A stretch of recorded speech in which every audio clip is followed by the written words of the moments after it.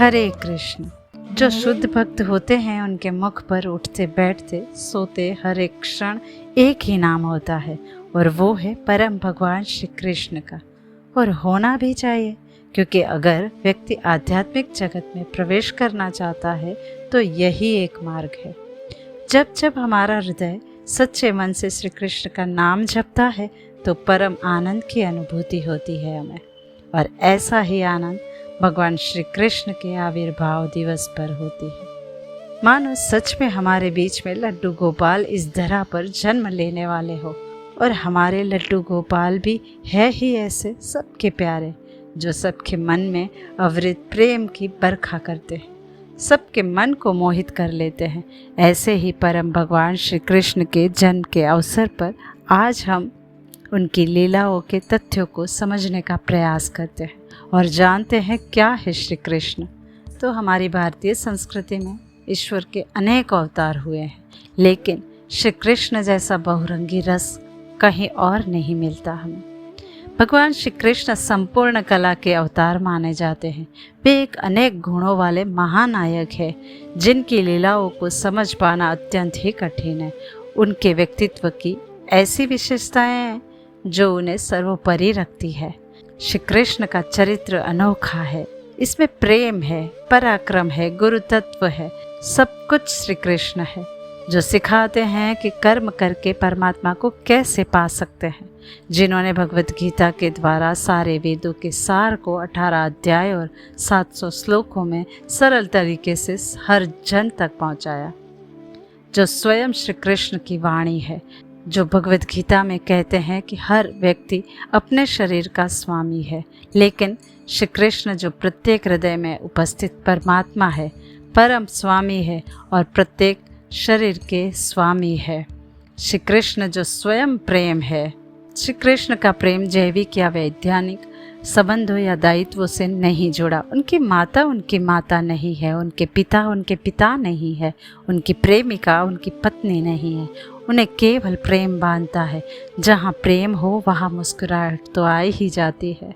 जो पीड़ा में हंसते हुए नजर आते हैं वो लड्डू गोपाल है, जो अपनी बाल लीलाओं से सबको मोह लेते हैं, जो अपनी माता यशोदा को मुख में मिट्टी के बदले सारे ब्रह्मांड का दर्शन कराते हैं, जो कहते हैं वे संसार है, वे संसार में है और संसार उनके भीतर है।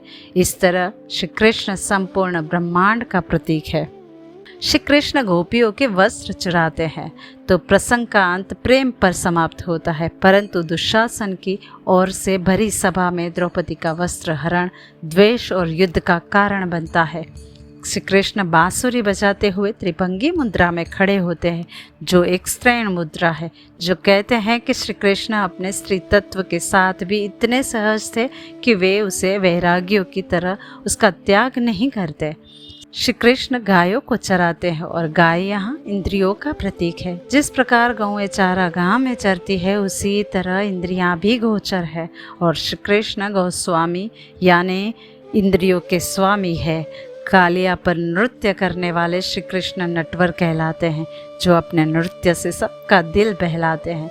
गोवर्धन पर्वत को अपनी कनिष्ठा उंगली से उठाते हैं। इस प्रसंग से इंद्र के घमंड को तोड़ते हैं और प्रकृति का महत्व समझाते हैं।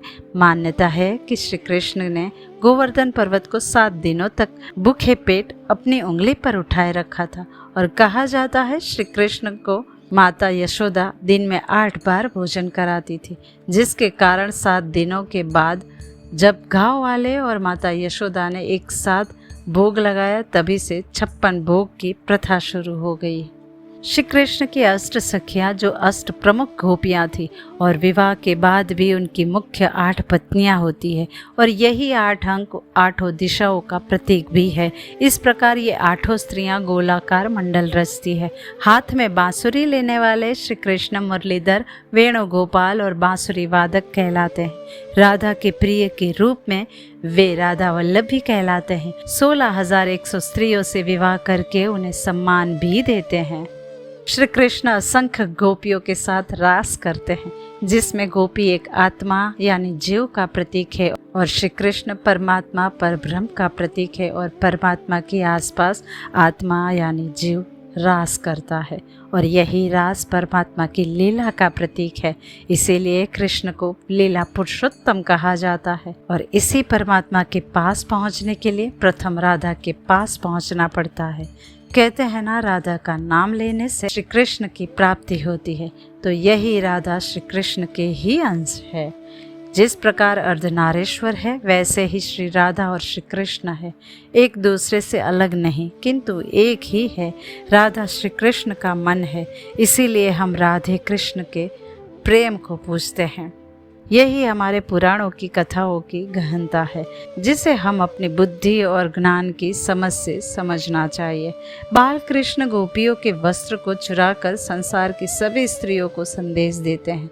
श्री कृष्ण को समझना इतना सरल नहीं है, उन्हें समझना ही एक कसौटी है, क्योंकि श्री कृष्ण ऐसे भगवान हैं जिन्होंने समाज की सभी परंपराओं को और सभी नीति नियमों को तोड़ा है। इसीलिए पूर्ण पुरुषोत्तम कहलाए।